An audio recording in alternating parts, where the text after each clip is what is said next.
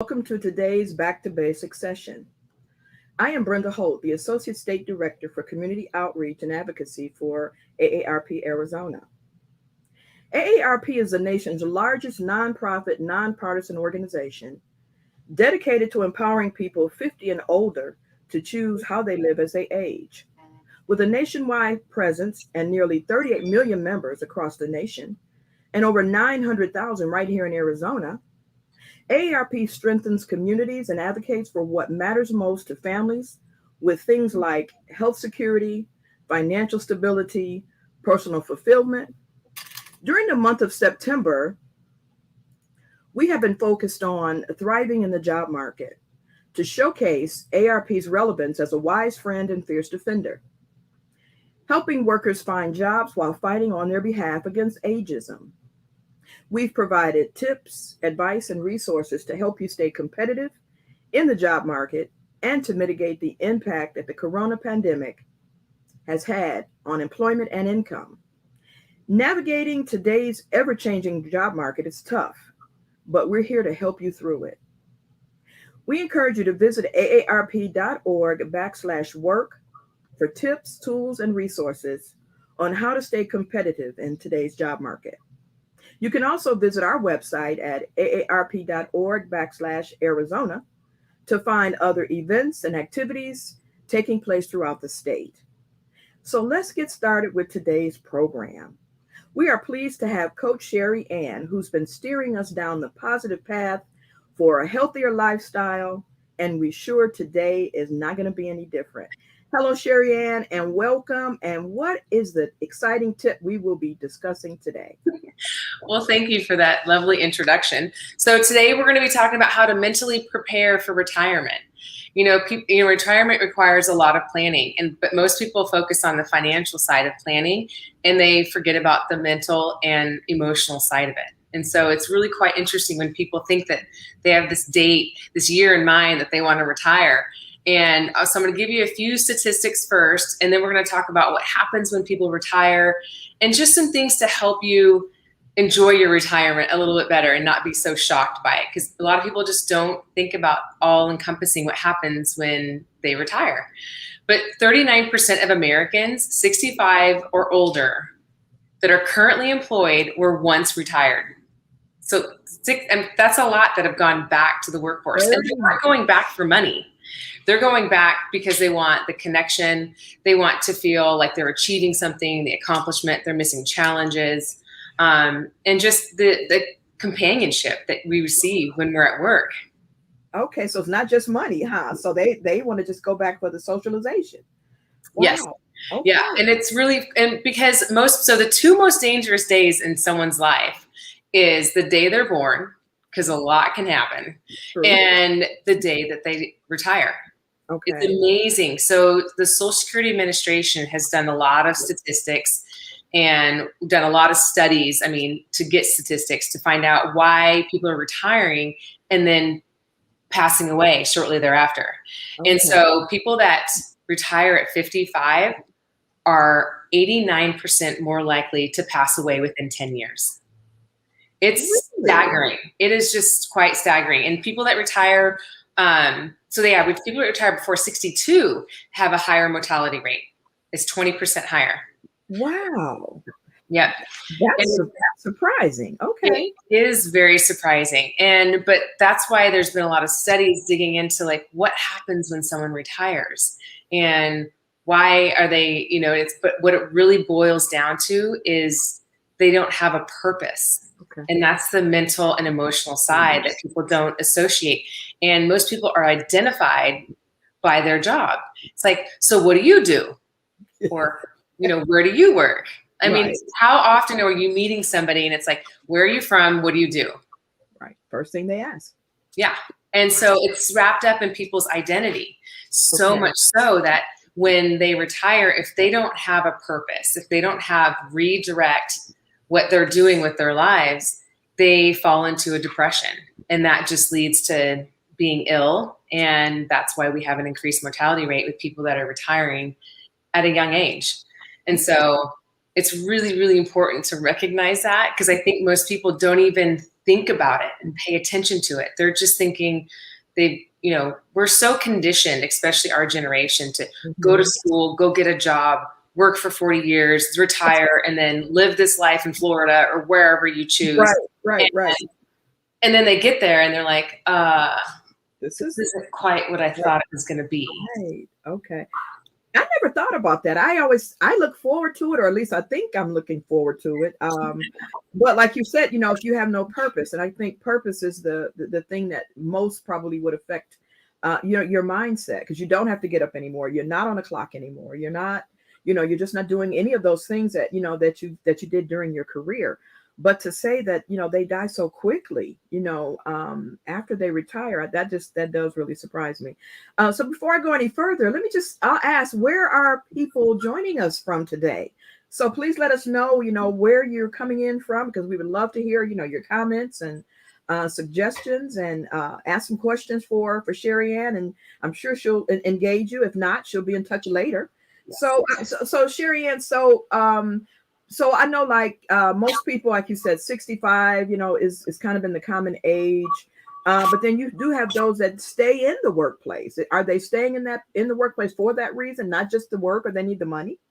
There is that generation, there is that demographic that does stay at work, mainly because they need the financial income. And so it's usually the people that are suffering the most as far as like emotionally are the ones that can financially retire early, because that not everyone can retire at 55 or even 65 sometimes. Okay. But there's people it's a different situation for everyone, but there's definitely a demographic of people that work because they have to work. They don't have a choice. They didn't set up, retirement. They didn't set up, 401k. They didn't set themselves up financially at a young age. And so they are having to work. Because the two biggest fears for people when they think about retiring is, am I going to have enough money? I mean, that is probably the biggest fear. Am I going to have enough money? And then your identity. What's my identity going to be when I don't work? But there's people like my dad, for instance. He's 75 and he's still working, but he's working because he wants to. Sure. Otherwise, he would be bored. But he's a freelancer. He does commercial real estate. He's his own broker, so he can pick and choose his work. So he has control over it.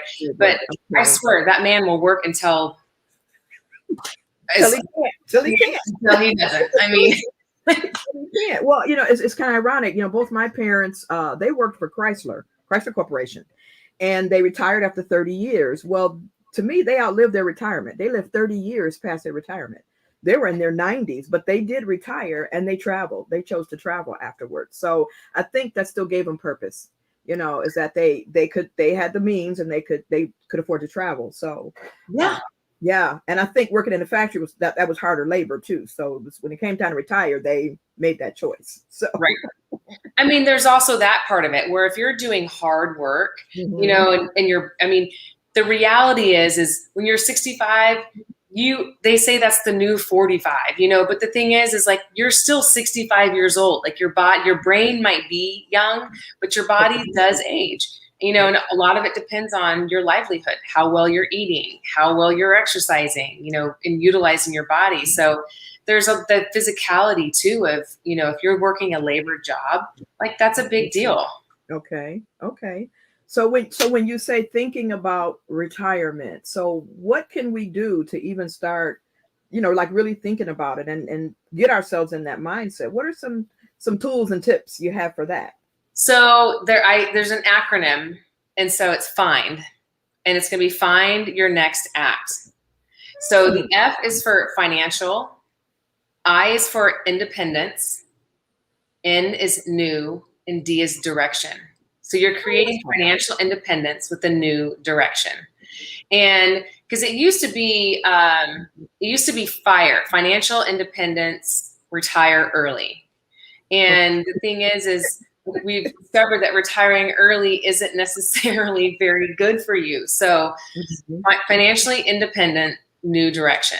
And so it's really just about finding a new direction. And so there's three really, and having a purpose. Like I said earlier, the biggest thing is if we don't have a purpose, why are we here? What are we doing? And so I have three very good questions to kind of dig deep to help you to unlock your inner purpose. And it really does help people because they're so tied it really helps people that are really tied to their job is their identity. But that's really what it comes down to. And it's finding fulfillment. And we'll dive into those 3 questions because we'll pick them apart a little bit. But the thing is just finding fulfillment. Thinking about, if you're financially set up, which most people are when they're talking about retiring, is that because that's usually the biggest thing. And but having a plan for your money is really, really important. Okay. Really important, because if you don't have a will in place, every state's a little different, because I know we have people tuning in all across the nation. But if you don't have a plan for your money, your state will take your money and disperse it as they see fit. So just make sure that you're doing the things financially, meet with a financial advisor. But as far as the emotional and mental side of it, you're going to have to sit down, and if you have a partner, which that's the other thing, is single and divorced people die sooner. So find a partner. If you don't have a partner, get a partner in crime, somebody to enjoy life with, because we all seek companionship, and there's a lot of independence in being single. But it's important to have a partner, and to have somebody to make choices with and spend your time with. And the other thing too is the retiring early and not living as long is only with men. It doesn't happen with women. So typically men that retire have a tendency to sit on the couch, drink more alcohol, just like relax because they've been working so hard. But women are naturally more social, so they find things to go do.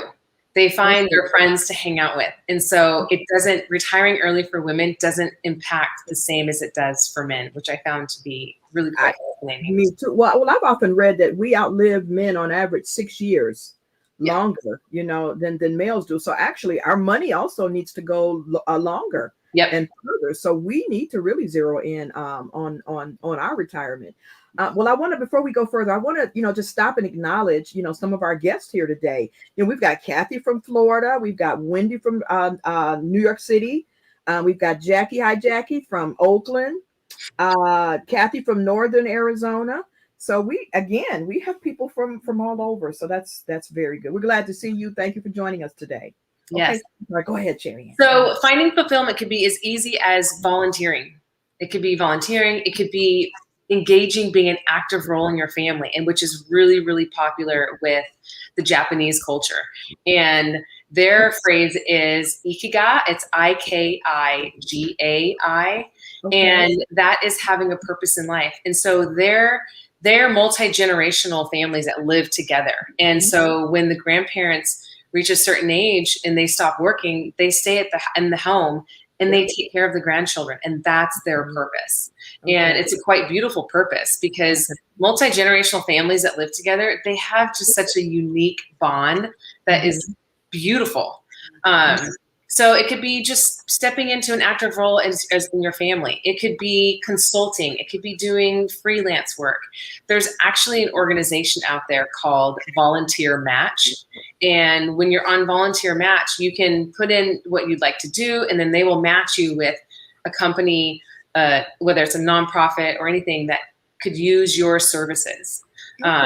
So it's really important just to get out there. So the 3 questions to help unlock your inner purpose, to help you mentally prepare for retirement so that you can move into your new direction. Okay. The first question is, you need to find out, how do you want to help people? It's all about the how. And it's, what are your gifts? What do you love to do? How can you contribute to others? Because we all have unique gifts. And that's one thing that you just kind of have to sit down with yourself and figure out what you're good at and how it's going to help other people. So your first question is just digging into the how of it. And so like for you, Brenda, like what are things that what is a gift that you have that you could service other people with? Wow. What can I do? I'm an encourager and an uplifter. of people. So I believe I could, probably get with some of the churches and, maybe helping the ministries of, some nature like that. That would probably be something I'd like to do. Yes, So, that's a great how. I mean, it is, and it's just, and it feels uncomfortable for people. And I will, all of you that's listening right now, a lot of people don't like to admit what their gifts are because it's really, it's a funny thing when I talk to people and I coach people through this and I ask them what their gifts are, they discount themselves. They're like, I don't really have gifts. But dig deep, you have gifts. You do. And if you need to ask your family members, ask your family members because they will help you. They will tell you what you're good at. Because you have something that you can contribute to other people's lives. And so that's the biggest thing is asking how do you want to people? How do you want to help people? What your gifts are. So question 2 is find out who you want to help. Okay. What pain or injustice or unhappiness have you witnessed that really keeps you awake, that really bothers you, that, what do you see that you have a passion about that you're like, I want to help those people. Like those people could use something, so the next one is who, like, who do you want to help? Okay. And you answered that when I asked you your, how, like what your gifts are, you immediately decided like I am an encourager and you would go to the church because that's where you would like to go. Yeah. So it's just finding out who you want to impact. Like for me, it's funny because I love the elderly and I love young people. Like I really love the younger generation, because especially right now, because they're so impacted by social media. Mm-hmm. COVID has dramatically changed their worlds as far as being able to socially interact with their friends, because they're learning so much about how to interact, facial expressions, and things like that. And half of our face is covered, right. And so there's a significant amount of depression and anxiety that is rising super high right now with everybody, but really with the young population. And so that's who I feel most passionate about right now. But it's usually like both ends of the spectrum. I'm like elderly and young people. Kids, right. Yeah, right. Okay. All right. But there's no shortage of people that could use your gifts. You, the viewer that's watching this, you have a gift and there's no shortage of people that could benefit from that. So just get really comfortable with what your gift is and then decide how and who you want to give that to, because there's people that need assistance and help everywhere. We need that. Okay. Everywhere. Wow. Well, you've given us some marching orders, that's for sure. Well, I mean, it's something to think about, and it ties into, getting your own self, mentally prepared for retirement. What does it look like? What does that look like? And we shouldn't stop. We should keep moving. I agree. Oh yeah. One of my favorite sayings is growth can happen from cradle to grave. Okay. So growth can happen from cradle to grave. As long as you're willing to learn and grow and try new things and explore your own person, like there's so much that you can be engaged with. And that's really what it is just being engaged and having that purpose to drive you forward, because we all want to be valued as humans, and being valued as a human is not only valuing yourself first and foremost, but knowing what you can give. And because what you have is definitely needed. And so it's just acknowledging that first and foremost, but it's such an important thing. And it's amazing how many people don't acknowledge it and discount it. Did you see Wendy's comment? Did you see Wendy's comment? My purpose is to drive my husband crazy. Kidding aside, that is awesome, Wendy. And I like your, what do you call those Bitmojis or whatever? Emojis, yep. Okay. So kidding aside, I'm volunteering at a mentorship program, acting as a mentor for a high school graduate. That is awesome. And a lot of what you can do for people that don't or have a struggling finding that is like, think about what pained you in your past. Think about what you feel like you missed out on, or got cheated on, or, in the sense of just, you wish you would have had that. Sometimes that is one of the best purposes to turn around and give, is something that you wish that you would have had. Because giving is so much better than receiving. And I mean, there's a lot of benefits to receiving, but giving is such a wonderful thing. So the third question that you should ask yourself is find out what energizes you and also what drains you. Okay. So it's not only understanding and knowing the passion or the problem that you want to solve, but it's knowing how to solve it. And so it's really important to know what gives you energy and what drains you, because that's going to keep you from being able to be productive in that purpose. Okay. And one of the questions that you can ask yourself when you're trying to figure that out is, what are you willing to sacrifice for? Okay. If you know what you're willing to sacrifice for, that's a purpose that that is near and dear to you, that will give you good meaning. Okay. All right. So what energizes you and then what drains you?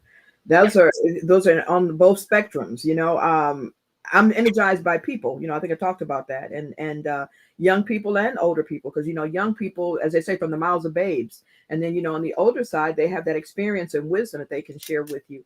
I think what's draining, I think, is toxicity. A toxic environment, to me, that's really draining. So but you're right, everybody has to figure that out, for themselves. But and then what about you? I mean, so that's okay. You asked me the question. So now what about you? When your time comes, what do you think, will be your driver? I am really good at creating content and sharing it with people. And so I was put on this planet to be a catalyst. So I create change in people. And I know that I've had that gift since I was very young. And I honor that. And so I love to help people see their limiting beliefs and see a bigger scope than they feel like they can see.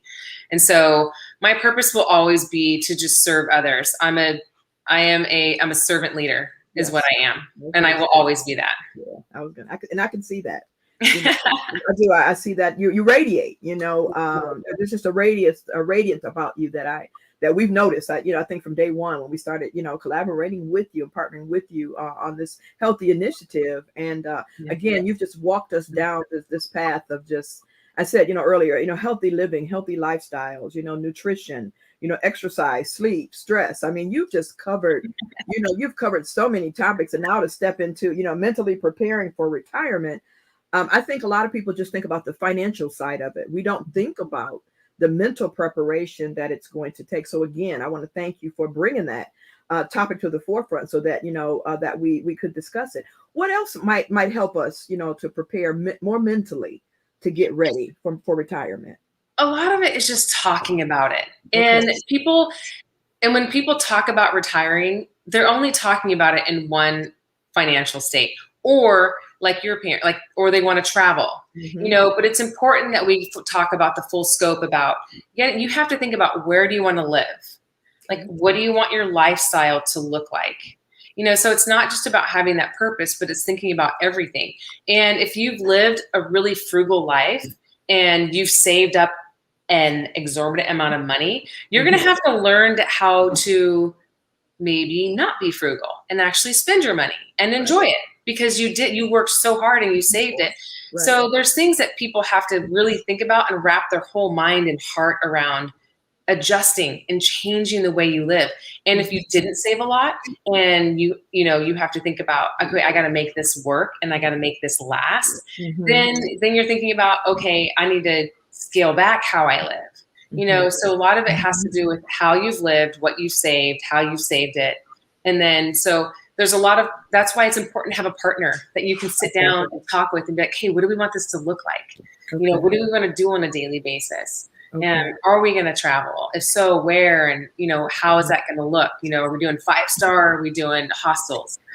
So there's just a lot of conversation that people need to have that they're not having. They're just thinking about, what's in the bank, and they're not thinking about where they want to live. I mean, if you have children and grandchildren, you have to think about what that's going to look like. My parents, for example, had I'm one of 5 kids, and all of us but one have children. And so we have a massive family. So my parents had a big home for us all to come and congregate. And then they spent a month in Paris 2 years ago in this tiny little 1,000-square-foot flat, and decided living simple was what they wanted. So when they came back, they sold the house, sold furniture, and moved into this 1,000-square-foot condo. Did it for a year, and they're like, we don't really have anybody over. We don't want this. Like, so it's like, it's things like that you kind of Okay. have to really wrap your mind around and be talking Right. about, and be prepared and be adaptable. You know, that's the thing, is like, when we have a career and we have a routine, we have a tendency just to be stuck in that rut and doing that same thing every day. Over and over. And then we retire and we're like, huh, all right. Now what? So what is a good time, you think, to really start, thinking about it? I mean, in your 40s, 50s, I mean, 50s, that's kind of late, I would think. But what do you think, would be a good time to even start thinking about? Well, as early as you can, as far as financial sides of things. Okay. Like, so as far as like financially goes, start thinking about it early on and just start tucking money away, when you're young. But when you start to get in your 50s, like thinking about, okay, what do I want? Now, what do I want this to look like? Where do I want to live? What kind of size of place do I want to live in? Am I going to just live simple and travel? Where are you going to allocate your money? You're going to allocate it in your home, or are you going to allocate it, in travel expenses? So that, or activities, so there's things to think about. And you can start talking about it as early as you want, because it's going to change as you change. And then you're going to step, like I said with my parents, like you might step into something and be like, yeah, this doesn't fit so right. It doesn't fit so good. And that's why it's important to be adaptable. Okay. Well, no, one of the things he and I decided early on is we wanted to live on one level. We're from the Midwest, and so there were always these tri-level homes. And so moving to Arizona, one of the things we said, hey, we don't want a multi-level, because, later on, the fear of falling, trying to maintain, a house of that size. So we decided that early on, we wanted to be a single level, and, we thought that would be better for us. And so I understand what you mean when you say have a partner, and start thinking about that and start planning. And if you don't have a partner, still start thinking about it and planning what you want it to look like. Okay. Yeah. Just having conversations about it. And having conversations about it and thinking about it all encompassing allows you the opportunity to not be surprised by feelings and emotions that you didn't see coming. Because that's really what happens, is people just fall prey into thinking just about, their money. And it's like, no, there's a lot that you have to think about, because your identity is wrapped up in this job that you're getting ready to say goodbye to. Right. So where are you going to shift that identity to? What are you going to do? So that's one of the biggest things, is just making sure that you're having conversations about every part of retirement. And I mean, that has to do with money, that has to do with where you want to live, what you want to do with your time, your purpose. Okay. And if you're struggling with trying to figure out your purpose with those 3 questions that I put out there, don't hesitate to reach out to me on Facebook. You can message me, and I'd be more than happy to have a conversation just to help, probe you a little bit. Because like I said, I'm a catalyst, so I help. And we know that, we know that you are good at responding, to those who have reached out to you, again, for some more guidance. So what are we looking forward to during our next session? In 2 weeks, we're going to do Growing Young. Woo! Really? Well, yeah. I think I heard that, is it Elon Musk and Jeff Bezos are kind of working on that, right now. Aren't they working on that? I know they're trying to figure it out. And I'm saying, well, the body, like you said, the body's still aging. The mind may, you may feel it. Yeah, but they're looking into that. I'm not surprised that they are. Right. Well, I'm talking more natural, like just embracing, because everybody dreads growing old. And it's like, no, just shift your perspective. Okay. And just how we take care of ourselves, not only physically, but mentally, because we can stay sharp. I've met some 80-year-olds. I was running Camelback last week, and this guy I see out there every Wednesday, he's like, and I stopped him one day. I said, I got to ask you, how old are you? He's like 84. And I'm like, I am so impressed. And we had a conversation. So I stayed with him, and we kind of were going together, and he was sharp as a tack.